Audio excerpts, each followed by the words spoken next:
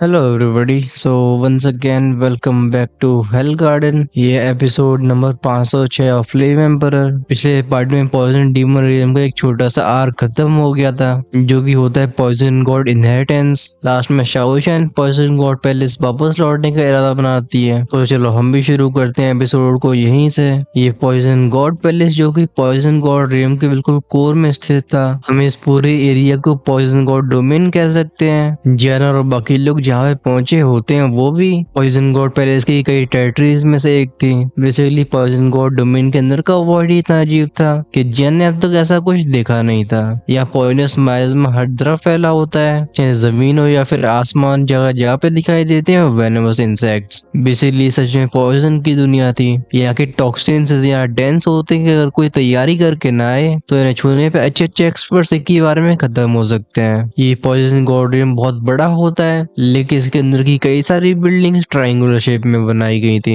यहाँ basically focus किया जा रहा होता है थ्री प्रोंग बैलेंस के ऊपर। यार उन इमारतों के स्ट्रक्चर से इशारा करते हैं कि पॉइजन गॉड पैलेस बहुत लंबे समय पहले ही 3 मेजर फैक्शंस में बढ़ चुका है। इनके अंदर इंटरनल कॉन्फ्लिक्ट्स होते ही रहते हैं, और ऐसा हो रहा है पॉइजन गॉड की ना मौजूदगी की वजह से। जब से थर्ड जनरेशन पॉइजन गॉड श्वाने ने अपने शरीर को छोड़ा था, तब से कोई भी पॉइजन गॉड पैलेस को यूनिफाई नहीं कर पाया। आखिरकार पॉइजन गॉड पैलेस को रूल करना, इसमें बस ओवरवेलमिंग स्ट्रेंथ ही नहीं बल्कि अनक्वेश्चनेबल अथॉरिटी भी चाहिए होती है। बिना दोनों की पूरी जनता को कन्विंस करना इम्पॉसिबल होगा। इसलिए जैसी चीजें आज होती हैं, पॉइजन गॉड पैलेस 3 पैलेसेस और 6 गेट्स में डिवाइड हो चुका था, जो कि एक दूसरे से क्लैश करते रहते हैं। लेकिन अच्छी बात यह थी कि जब भी पॉइजन गॉड रियम के बाहर की कोई भी फोर्स इनके ऊपर खतरा बनती थी, तो ये तुरंत ही अपनी अंदरूनी लड़ाइयों को दूर रख के साथ में मिलकर उस एक्सटर्नल एनिमी से फाइट किया करते थे। इंटरनल स्ट्राइफ और एक्सटर्नल प्रेशर के ऐसे कोएग्जिस्टेंस की वजह से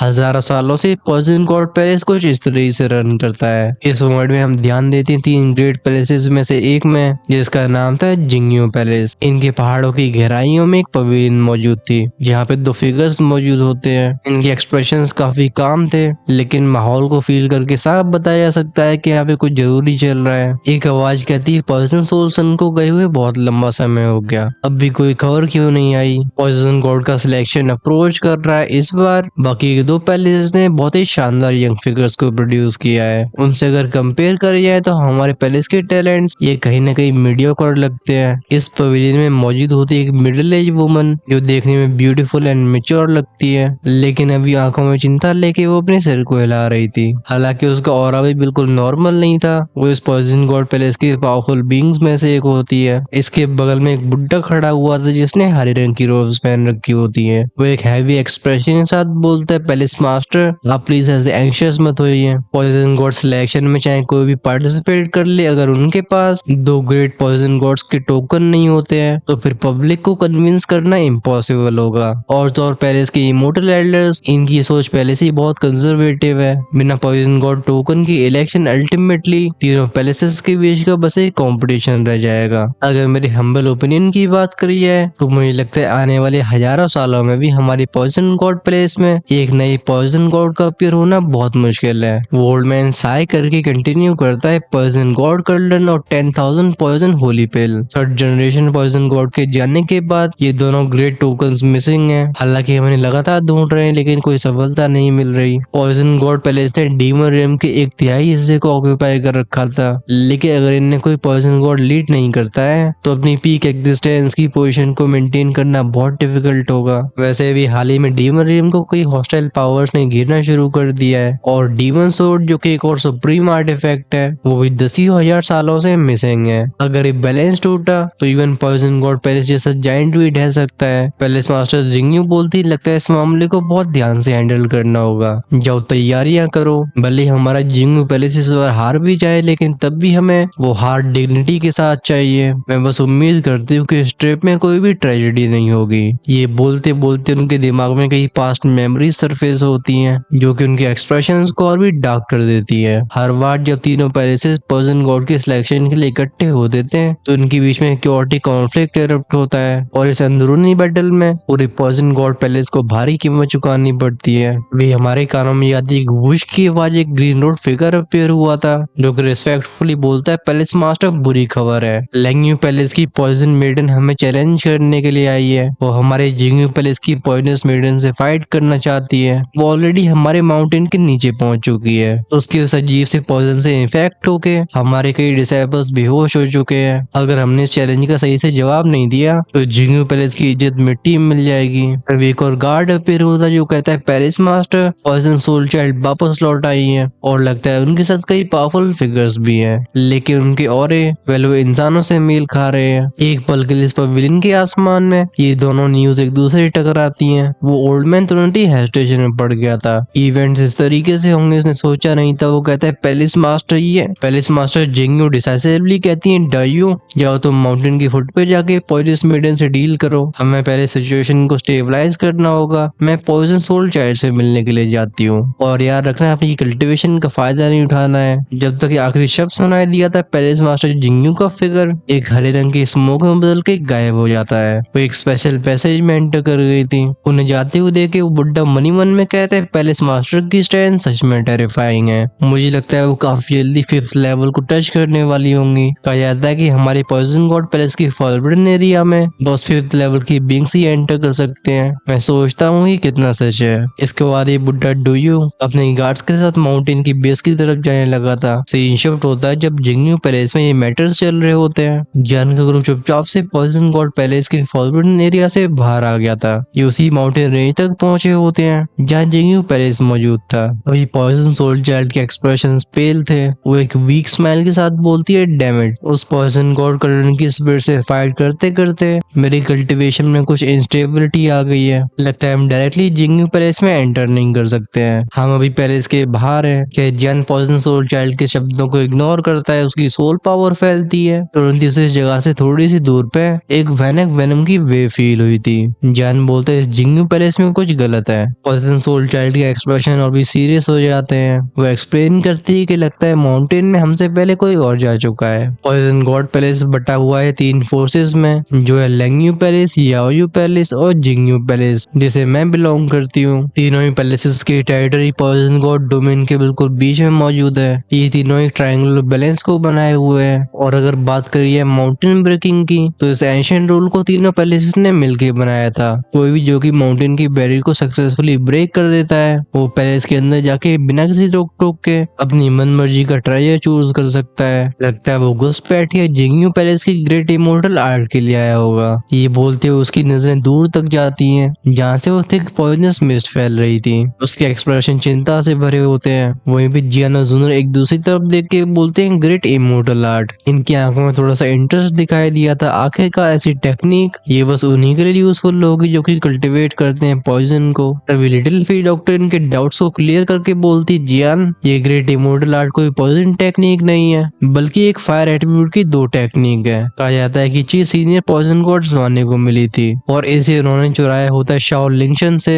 जो कि थी शाओक्लन की वॉर गॉडेस। जब लिटिल फी डॉक्टर ये बात बताती है उसके आईब्रोज के बीच का इनकार्नेशन मार्क विंगोंग की वजह से पावरफुल फ्लक्चुएशंस को रिलीज करने लगा था। इसमें से एक तेज चमक बाहर आई थी। तुरंत ही शाओशान के गाल लाल हो जाते हैं जैसे बिल्कुल जलते हुए बादल। वहीं पे जियान साइलेंट पड़ गया था। वो कुछ समय के बाद गहरी सांस छोड़ के बोलता है पॉइजन गॉड शुआने वो कोई ऐसी पर्सनैलिटी नहीं थी जिन्हें अंडर एस्टिमेट किया जा सके, लेकिन ये टेक्निक ये मुझे देखनी है। फिर क्या आंखों में बात होती है। चारों 4 रे ऑफ लाइट में ट्रांसफॉर्म होकर जिंगयू पैलेस के फुट की तरफ शूट हो जाते हैं जहाँ हवा में वॉलेंट रिइंकार्नेशन पावर फैली होती है। समसरा और तो जियान के ग्रुप के भी कम नहीं थे। ये जहाँ से निकलते हैं वहाँ पॉइजन अपनी जगह छोड़ देता है। बस पीछे रह जाती है स्कॉचिंग हीट वेव, शावू शावू की आवाजें। 4 रिइंकार्नेशन लेवल के एक्सपर्ट्स का साथ में मूव करना इवन पॉइजन गॉड डोमेन में भी एक बहुत रेयर चीज थी। थैंक गॉड ऑथर ने एडमिट कर लिया कि रिइंकार्नेशन एक्सपर्ट रेयर होते हैं, वरना मुझे तो लग रहा था कि आलू मूली की तरह होते हैं। चलो हम भी उस जगह पे फोकस डालते हैं जहाँ पे जिंगयू पैलेस लोकेटेड था। यहाँ चारों तरफ हरियाली होती है। ऑफ कोर्स इनमें छिपे होते हैं पॉइजनस इंसेक्ट्स और वेनमस बीस्ट, लेकिन इस पर किसी की सर उठाने की हिम्मत नहीं होती। ये बस चुपचाप से छिपे रह सकते थे क्योंकि आसमान में एक के बाद एक पावरफुल फिगर अनकॉन्शियस होकर नीचे गिर रहे होते हैं। जमीन में गिरने वाली बॉडीज की थर्डिंग आवाजों के साथ गूंजती एक मॉकिंग साउंड जो हम्प करके बोलती है। और डिग्निफाइड जिंगयू पैलेस की यंगर जनरेशन बस इतनी कैपेबिलिटी को रखती है। एंड ऑफ कोर्स ये बोलने वाली और कोई नहीं बल्कि लेंगयू पैलेस की पॉइजनस मेडन थी जिसका नाम होता है लेंग चिंगचेन। तीनों ग्रेट पैलेसेस के बीच के रूल्स बहुत सिंपल थे। एक चैलेंज है जो कि अपनी पूरी स्ट्रेंथ का इस्तेमाल करके किसी दूसरे पैलेस की पूरी यंगर जनरेशन को चैलेंज कर सकता है और डिसाइड करी जाती है माउंटेन ब्रेकिंग एज। इस उम्र से बड़ा कोई भी एक्शन नहीं ले सकता और इस रूल को ओवरराइड करने का मतलब होगा पॉइजन गॉड पैलेस के नियम को तोड़ना। और ये लैंग चिंगचेन ये बिल्कुल वही माउंटेन ब्रेकिंग चैलेंजर थी। इसकी कल्टीवेशन कुछ 100 सालों की होती है। हालांकि उसकी स्ट्रेंथ अभी सेकंड लेवल इनकारनेशन पे ही होती है, लेकिन उसकी टेरिफाइंग पॉइजन की मास्टरी और वो अजीब अजीब से मेथड्स ये उसे लैंग्यू पैलेस के अंदर पॉइजन मेडन का खिताब दिलाते हैं। उसे कुछ लैंग्यू पैलेस की ओल्ड मास्टर्स ट्रेन करते थे और एक टाइम तक जिंगयू पैलेस का कोई भी जनरेशन का मेंबर उसके सामने टिक नहीं पाता। ओरिजिनली जिंगयू पैलेस ऑलरेडी बाकी दोनों पैलेस से स्ट्रेंथ और फाउंडेशन में पीछे रह गया था और अब जब ऐसा कमोशन घट रहा है तो पूरे पैलेस में ही भागदौड़ मच जाती है। कई एक्सपर्ट्स इस ऑनगोइंग बैटल को देखने के लिए आए थे, लेकिन लाइन को क्रॉस करने की किसी की हिम्मत नहीं थी। आखिरकार रूल्स तो रूल्स होते हैं। एक दूसरे से भरी आवाजें कहती हम लिटिल पॉइजनस गर्ल तो ये इतना घमंडी नहीं होना चाहिए। हाँ बिल्कुल, ये कहने वाले ऑलरेडी रिइंकार्नेशन रियल में थे, लेकिन अपनी उम्र की वजह से एक्शन नहीं ले सकते थे। ये बस चुपचाप देख ही पाते हैं, क्योंकि पॉइजन गॉड पैलेस के इस रूल को जो भी तोड़ने की कोशिश करेगा उसे सजा देने के लिए सुप्रीम एल्डर्स खुद आएंगे। वो लैंग्यू पैलेस की पॉइजन मेडन अपनी कोल और डिस्टेंस से भरी आवाज में कहती है कि किसी की आगे बढ़ने की हिम्मत नहीं हो रही है तो फिर मैं माउंटेन को क्लाइम यानी कि ऊपर चढ़ना शुरू करूंगी। मेरे सामने 100 सीढ़ियां हैं, अगर मैं इन सबको पास कर लेती हूँ तो मेरा माउंटेन ब्रेक सक्सेसफुल कहा जाएगा। मैंने काफी सुना था कि जिंगयू पैलेस के पास एक मिस्टीरियस स्क्रॉल है, एक ऐसी टेक्निक जिसे अब तक कोई भी सक्सेसफुली कल्टिवेट नहीं कर पाया। उसके आधे चेहरे को ढकने वाली वेल के नीचे उसके होठ एक स्माइल को फॉर्म करते हैं, लेकिन शरीर से निकल रहा होता है एक डरावना डेडली ऑरा। उसकी ब्यूटीफुल आंखें सबको देखती हैं जैसे पूरे जिंगयू पैलेस का मजाक उड़ा रही हो। वो लैंग चिंगचंग अपने कदमों को उठाती है, पफ की आवाज से उसकी बॉडी से निकलती है ग्रीन मिस्ट। वो जैसे जैसे सीढ़ियों पे कदम रखती है वो हरे रंग का धुआं पूरी सीढ़ी को ढक लिया करता था। उसका हर एक स्टेप ग्रेसफुल कर्व्स को रिवील करता है। बेसिकली यहाँ पे माउंटेन क्लाइम हो रहा हो या फिर नहीं, लेकिन देखने वालों की आंखें खूब सिक रही थी। लेकिन पॉइजन गॉड पैलेस के मेंबर होने की वजह से सब अच्छे से जानते थे कि इस पॉइजन मेडन की बॉडी डेडली वेनम से भरी हुई है। उसे बिल्कुल हाथ लगाना भी मौत का पैगाम होगा। जिंगयू पैलेस के उन सीनियर मेंबर्स ने बस अपने सिरों को हिलाना ही शुरू किया था, तभी इस माउंटेन फोर्ट से गूंजती एक काम आवाज जो कहती है रुको। जब लैंग चिंगचंग की नजर नीचे की तरफ जाती है उसे सफेद चेहरे वाली पॉइजन सोल चाइल्ड दिखाई देती है। वो कहती है जिंगयू पैलेस की पॉइजन मेडन। नहीं तुम हो कौन? पॉइजन सोल चाइल्ड नेचुरली उससे स्ट्रॉन्ग थी, लेकिन पॉइजन गॉड पैलेस के रूल्स की वजह से चिंगचंग को उसका डर नहीं था। लेकिन तभी पॉइजन सोल चाइल्ड के पीछे से एक और फिगर सामने आया था जो ही करके बोलता है चलो मैं ट्राई करता हूँ। ये और कोई एनिमल की जियान था। उसकी बॉडी से पफ शव शव शव की आवाजों के साथ वोमेस्टिक फायरी वेव्स रिफ्ट होती है जो कि हवा को जन्ना के रख देती है। इस वारे को सेंस करके लैंग चिंगचंग की आंखें भी नैरो हो जाती है। वो कहती है एक ह्यूमन नहीं, यहाँ पे 2 ह्यूमंस हैं। पॉइजन सोल चाइल्ड तुम पॉइजन गॉड पैलेस के रूल्स को ब्रेक कर रही हो। हाउएवर इसका रिप्लाई करती हो पॉइजन सोल चाइल्ड बोलती है क्या मैं नियमों को तोड़ रही हूँ या फिर नहीं, ये तो हमें फाइट के बाद ही मालूम पड़ेगा। चिंता मत करो, इसकी सारी